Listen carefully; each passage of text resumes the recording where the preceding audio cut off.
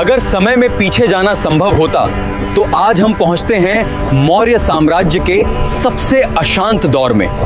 ये कोई कहानी नहीं, ये इतिहास का वो समय है जब सत्ता और अस्तित्व आमने सामने खड़े थे। समय है सम्राट बिंदुसार की मृत्यु के बाद का। सिंहासन खाली है और भविष्य अनिश्चित। मौर्य वंश में उत्तराधिकार की कोई स्पष्ट परंपरा नहीं थी। हर राजकुमार संभावित सम्राट था।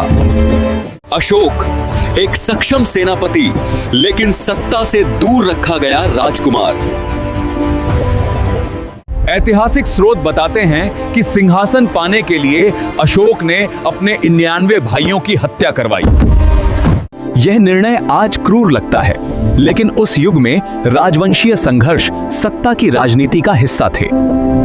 संघर्ष के बाद अशोक सिंहासन पर बैठा। मौर्य साम्राज्य एक शासक के अधीन आ गया। सत्ता मिलते ही प्रशासन मजबूत किया गया। कठोर कानून, अनुशासन और नियंत्रण। लेकिन सत्ता के शिखर पर भी अशोक का मन शांत नहीं था। देवी से मिले विचार उसके भीतर प्रश्न बन चुके थे। यही समय को रोकते हैं, क्योंकि अगला मोड़ इतिहास बदलने वाला है। इतिहास को समय के साथ समझने के लिए मैं हूं बिहार को सब्सक्राइब करें।